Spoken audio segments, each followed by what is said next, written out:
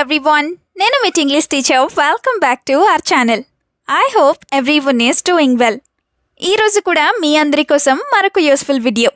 మనం పిల్లలతో మాట్లాడుతూ ఉన్నప్పుడు చాలా రకాల సెంటెన్సెస్ని యూస్ చేస్తూ ఉంటాం కదా.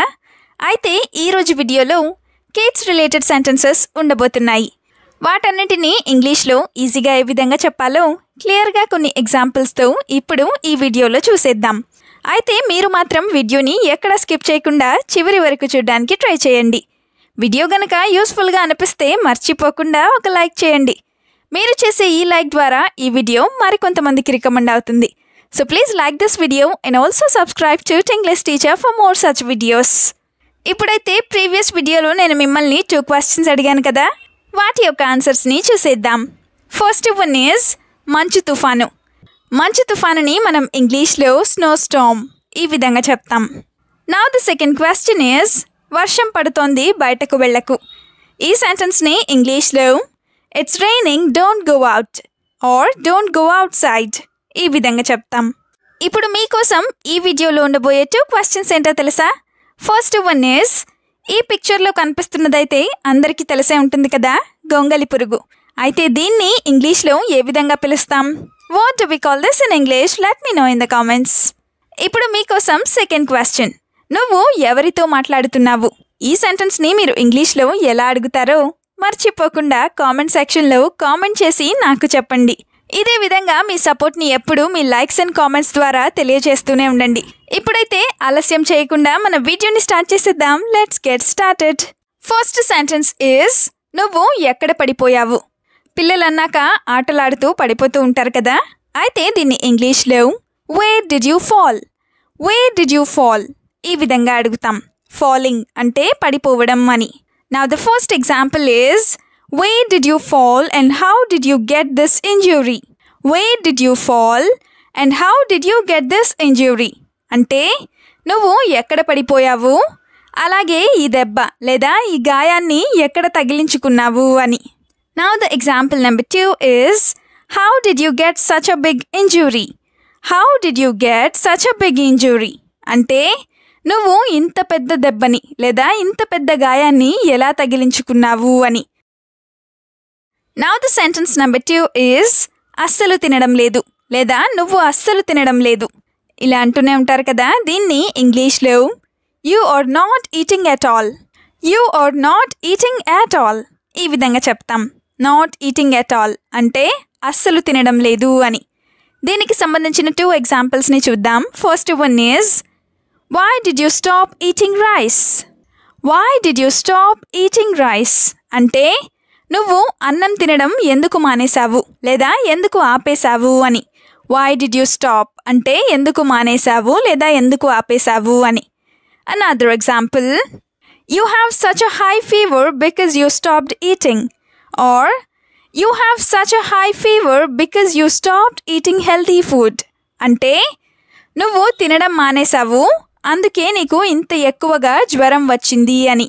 హై ఫీవర్ అంటే బాగా ఎక్కువగా జ్వరం ఉండడం అని. సెంటెన్స్ నెంబర్ 3 ఈజ్ తర్వాత ఆడుకో ముందు తిను ఇలా కూడా చెప్తూనే ఉంటారు కదా. అయితే దీన్ని ఇంగ్లీష్లో you play later eat first or you play later you eat first ఈ విధంగా చెప్తాం. యూ ప్లే లేటర్ అంటే నువ్వు తర్వాత ఆడుకో అని. Now the first example is after you finish your lunch go out and play with your friends.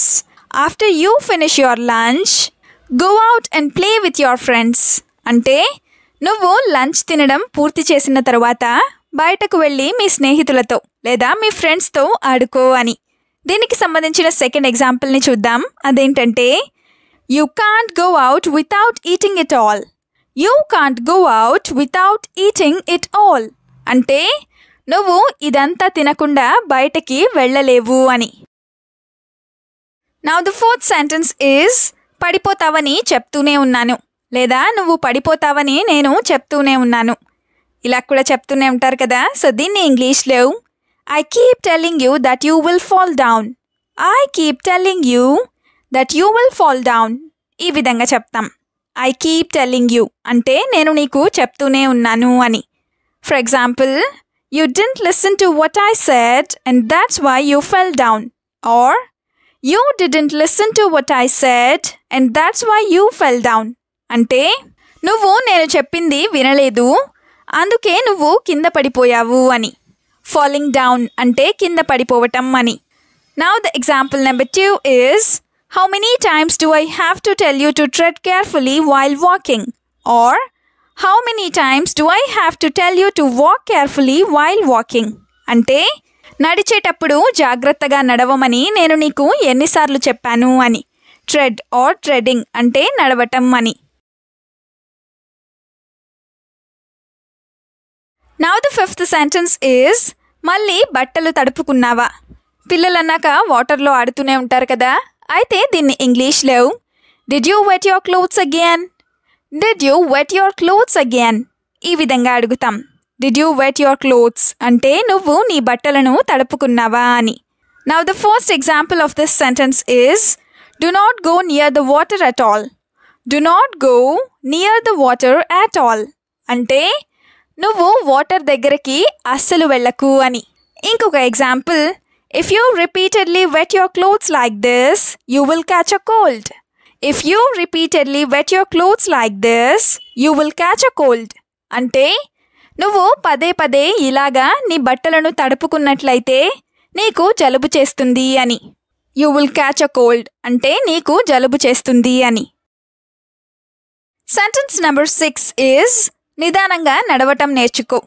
పిల్లలందరికీ ఇలా చెప్తూనే ఉంటారు కదా, అయితే దీన్ని ఇంగ్లీష్లో You learn to walk slowly.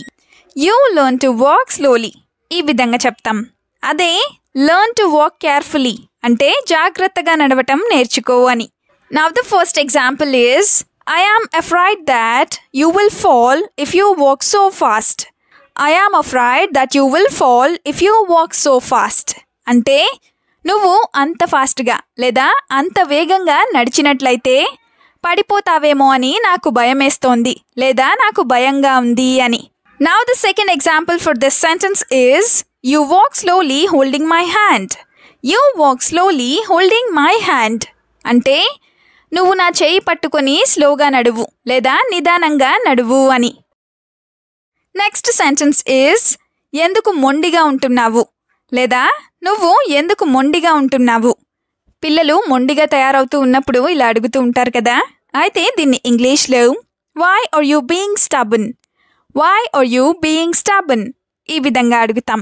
stubborn or stubbornness అంటే మొండితనం లేదా మొండిగా అని.